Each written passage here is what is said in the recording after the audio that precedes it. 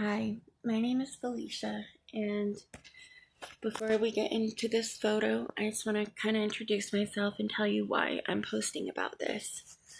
So, I've tried to connect with people about it on my Facebook, but my friends on Facebook, they don't even read the post or seem to care about it at all. And it's something that I really am passionate about and care about, which is the Holocaust. I tried talking kind of freely, but I wrote a Facebook post, which once again I know will get unnoticed, and it's just important. It needs to be heard, you know? So I'm going to read it from the post I wrote just so I can better gather my thoughts. So, this is a colored photo of real people who were sent to Auschwitz and went to the gas chambers. I think one of the reasons I like to read books about people of the Holocaust, is because, okay, look at it this way. During the Holocaust, 11 million people died. I know a lot of people think it was much less, but it wasn't. The number is astounding.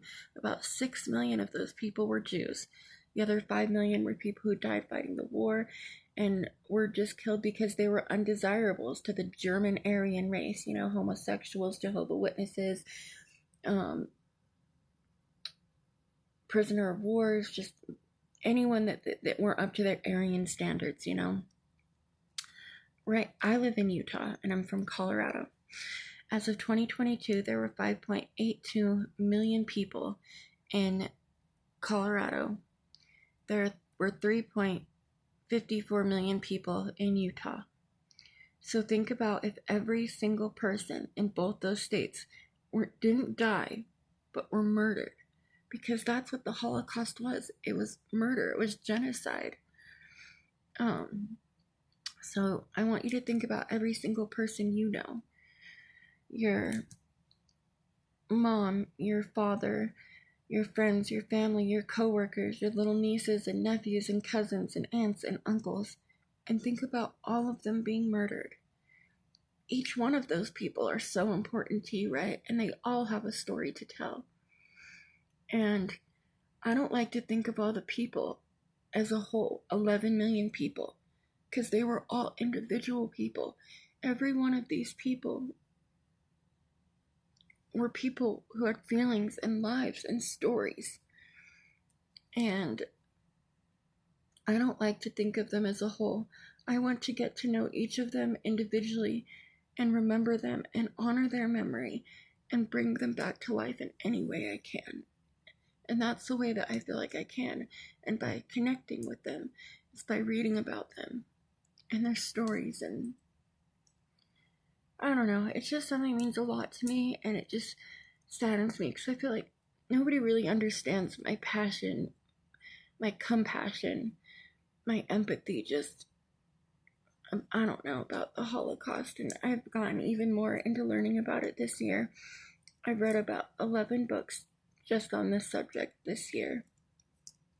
And I just wanted someone who maybe cared and, I don't know, to talk to about it and feels the way I do. So I was thinking of starting a series where I talk about the books that I've read so far. The one I'm reading right now is called The Storyteller of Auschwitz. And it's about this woman who uses she was an author in France.